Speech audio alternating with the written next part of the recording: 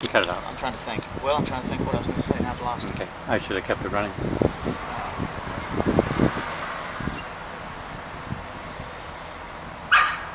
Did you meet any interesting people on your walk today? Oh, we met some great people on our walk, and we got a positive response, I feel like, from everybody. People want some change. Even people that don't understand the issues, they just, there's this feeling that something is just not right. Something ultimately is wrong. Well, we need people. We need people. We don't need politicians. And it doesn't matter if you're a Democrat or Republican.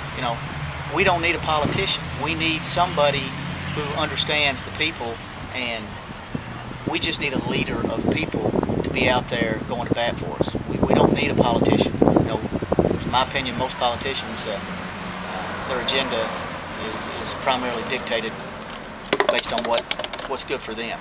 Yeah. But it sounds corny, like I said, but ultimately, government and politics was set up. It's for the people, and go a step further and say by the people, exactly.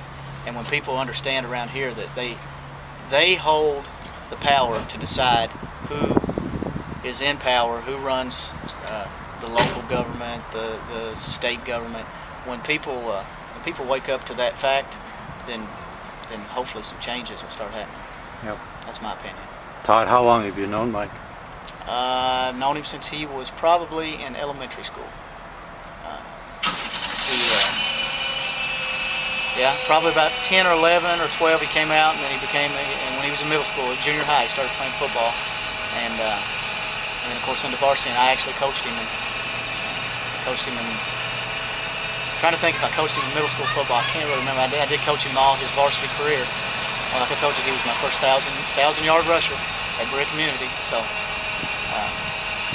he's just he's an everyday guy, And when we get out and we walk and we talk to people, one of the points that he makes to people is, I am not a politician. I wasn't groomed for this. My father wasn't a politician. I don't have a vested interest because I have a political family.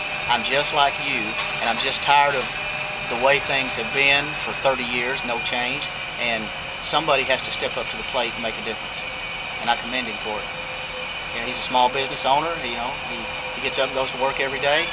And he told me actually out on the walk, he said, he did tell me, he said, I'd do it for free. He said, if there was no salary attached to the job, he said, I'd do it for free. So you walked in Stanford? Walked in Stanford. Today? Walked today in Stanford.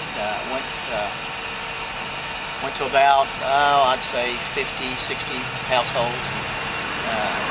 Was lucky enough to catch at least half of them home. Most people had an opinion, I will say that. They have an opinion. You don't have to be well versed in every political issue. You just have to know that you want what's best for you, your family, your community. And most people, like I said, they feel that they don't feel like the government, elected officials are doing what they need to do for the local people. In particular, this race, being in Lincoln County, the saying is, most of the money stops in Madison County. They don't even feel like they're represented well in Lincoln County. So, what's the win number for this Senate race in District 34? 7,200 votes will win this thing. And like I said, that gave me a whole different perspective on politics and helping with this campaign. I was overwhelmed in my thinking initially when I talked to Mike about helping out, and then when he showed me the numbers and the projection, I said, that's a real number that I can look at and I can remember faces now. I can think about the people we talked to today and start going, okay, now it's not 7,200, now it's 7,199, 98, and and I feel like after this afternoon, we had several people say, you got our vote, so I don't think the number's at 7,200 anymore. Yeah. Hey, thank you, Todd. You're welcome. Appreciate it.